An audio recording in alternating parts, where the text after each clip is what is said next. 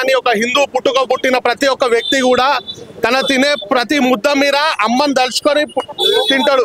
ఎందుకంటే రజాకార్ల ఉద్యమం సమయంలో రజాకార్లు తుర్క కొడుకులు ఎంతో హింసించి మీరు మతం మారుతారా లేకపోతే మిమ్మల్ని చంపుతారా అంటే మేము చచ్చేదాకా ఇదే మతంలో ఉంటాం, మా పెద్దమ్మ భక్తులం, అమ్మవారికి బోనం సమర్పించుకుంటాం, అమ్మవారి గుళ్ళ దగ్గర మేము బతుకమ్మ ఆడుకొని మా హిందుత్వాన్ని కాపాడుకుంటామని చెప్పి అప్పుడు మా తాతలు ముత్తాతల నుంచి తెలంగాణ రాష్ట్రంలో హిందుత్వాన్ని కాపాడుకుంటూ వస్తూ మాకు సంపదగా ఇచ్చారు. అలాంటి మా సంపద గల అమ్మ పెద్దమ్మ తల్లి మమ్మల్ని సల్లగా చూస్తుంది.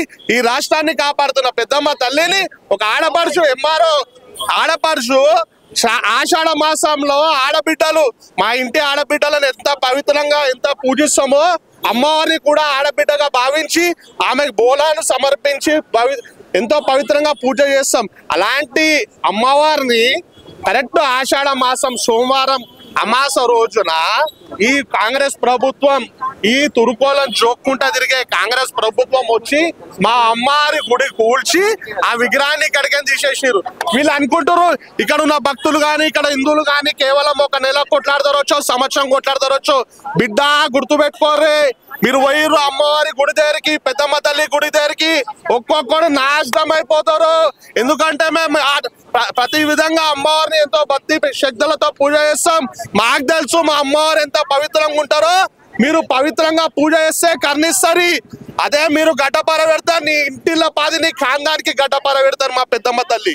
మాకు తెలుసు మా పెద్దమ్మ తల్లి పవర్ ఏందో శక్తి ఏందో. మీకు తుర్కోల మస్జిద్ తప్పంటి పోయి గడ్డపార పెట్టడానికి చేతగారు. ఇక్కడ ఏసీబీ ఆఫీస్ ఉంది, ఆడ గవర్నమెంట్ ఆఫీసే కొంచెం లోపల ఉంది, కానీ ఆ క్రిస్టియన్స్ వాళ్ళ చర్చ్ మాత్రం 2 అడుగులు బయటకు వచ్చి కట్టిర్రు. మళ్ళీ ఇదే ఎంఆర్ఓకి ఇదే మున్సిపల్ వాళ్ళకి దాన్ని గులగొట్టే ధైర్యం లేదా? అంటే క్రిస్టియన్స్ అనుకోక న్యాయం, తుర్కు అనుకోక న్యాయం, హిందూ అనుకోక న్యాయం. ఇక్కడ స్థానిక ఎమ్మెల్యే దానం నాగేందర్ గారు అంటారు మా నోటీసులో లేని. ఒక స్థానిక ఎమ్మెల్యే కాంగ్రెస్ ప్రభుత్వం నుండి అయినా నోటీసులో లేకుండా గులగొడతారా? మేయర్ గారు అంటారు నాకు మీద మళ్ళీ మీరు పనుకుంటుర్రా సోయి లేకుండా ఉంటుర్రా? మిమ్మల్ని ఓట్లేసి గెలిపించారు ఎందుకు? ఇక్కడ ఉన్న సమస్యలు ఏమేమవుతున్నాయో తెలుసుకోవాలి కదా. అవన్నీ ఏం చేతగారు ఇప్పుడు గులగొట్టిర్రు. ఇక్కడ ఉన్న ప్రజలందరూ ముందుకు వచ్చి కొట్లాడుతున్నారు కాబట్టి వాళ్ళ ముంగట యాక్టింగ్ చేయడానికి ఈ సోయిలేని ప్రభుత్వం ఈ రెండో ప్రభుత్వం వచ్చి ఇప్పుడు దొంగ ఏడుపులు ఏడుస్తున్నారు. వీళ్ళకి ఎంతసేపు తుర్కోలో ఓటు బ్యాంక్ గెలవాలా, తుర్కోలను జోకుండా జరగాల. ఇప్పుడు రానున్న జూబ్లీహిల్స్ ఎలక్షన్ ఖైరతాబాద్ అనుకొని జూబ్లీహిల్స్ ఎలక్షన్ ఉన్నాయి నియోజకవర్గంలో. ఆడ తుర్కోలకి ఏం చూపిస్తున్నారు వీళ్ళు చూడు రాబాయ్. మేము ఆడ ఖైరతాబాద్ లా మా ఎమ్మెల్యే ఉన్నా ఏ విధంగా హిందువులు గుడి కడుతున్నాం. మీరు మాకు అధికారం ఇస్తే జూబ్లీహిల్స్ లో కూడా మీకు ఫుల్ అధికారం ఇస్తాం, మీ ఇష్టం ఉన్నట్టు రాజ్యాధికారం చేసుకోవచ్చు అని చెప్పి తురుకోలని కృషి చేయడానికి ఈ అమ్మవారి గుడిని కూర్చిరి దొంగ కొడుకులు. వాళ్ళు రారన్నా, వాళ్ళు ఎంతసేపు తురుకోలో ఓటు బ్యాంక్ చూడాలా?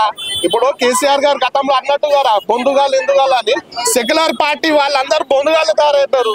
వాళ్ళు అమ్మవారి గుళ్ళు అంటే ఎలక్షన్ టైంలో వచ్చి వాళ్ళు గెలవడానికి పూజలు చేసుకోవాలా, మళ్ళీ జాతరలు వస్తే మొక్కాలా చేయాలా, అంతే తప్ప అదే గుడికి ఏమైనా దాడి జరిగితే మాత్రం నిలబడరు. ఇప్పుడు ఎగ్జాంపుల్ మీకు ఒకటి, మొన్న పవన్ కళ్యాణ్ గారిది ఒక సినిమా వచ్చింది వీరమల్లు, అందులో ఒక చిన్న పిల్ల చాలా మంచిగా చెప్పింది, ధర్మం అంటే పోయి భజన చేసుడు ఆర్తిచ్చుడు కాదు రబే, ఆ ధర్మానికి ఆపద వస్తే ఆ ధర్మానికి నిలబడాలా, ఆ ధర్మం కోసం పోరాడాలి, అదే హిందుత్వం అని.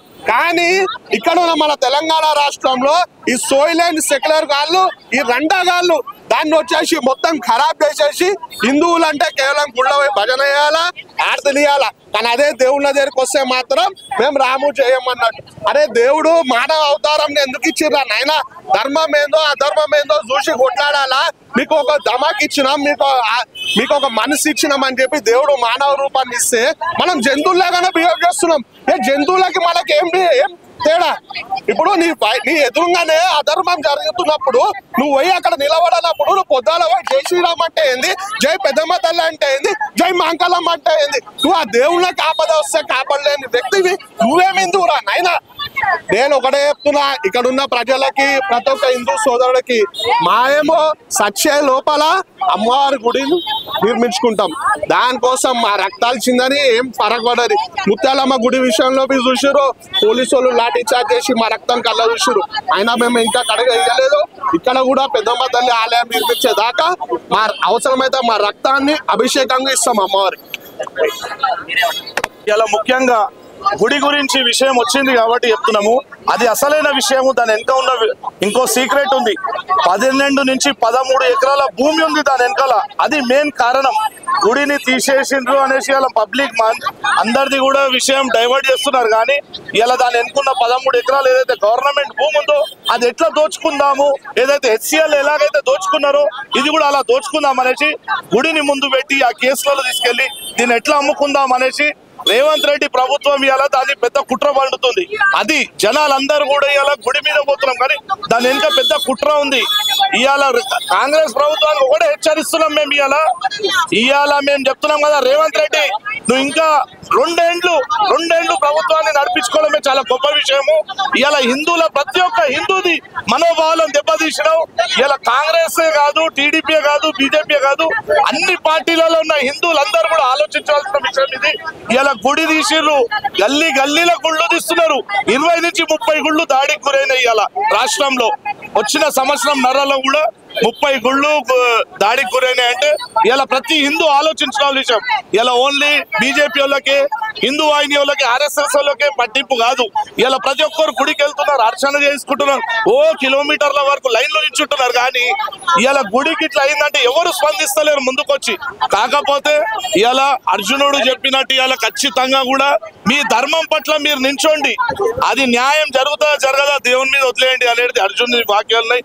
అందు గురించే మేము కూడా ఏం జరుగుతుందో ఆ దేవుని మీద భారం పెట్టేసి మేము ఇలా ప్రాణాలకు తెగించి ఇలా జైలు పోయాల్సిన అవసరం పడ్డా, ఇంకేదైనా జైల్లో ఉండాల్సిన అవసరం పడ్డా, కానీ ఇలా మేము యువ మోర్చా బీజేపీ తరఫు నుంచి, హిందూ వాహిని నుంచి, విశ్వ హిందూ పరిషత్ నుంచి, బజరంగ్ దళ్ నుంచి ఇలా వచ్చిన ఇలా 100 కార్యకర్తలని రోడ్ల మీద అరెస్ట్ చేస్తున్నారు. ఇలా మాధవీలత గారిని పార్లమెంటు సభ్యురాలు 25-30 మంది తోటి రాత్రి నుంచి హౌస్ అరెస్ట్ చేశారు. ఇలా చికోటి ప్రవీణ్ గారిని అయినా హౌస్ అరెస్ట్ చేశారు. ఇలా ఎక్కడికక్కడ కట్టడి చేస్తున్నారు.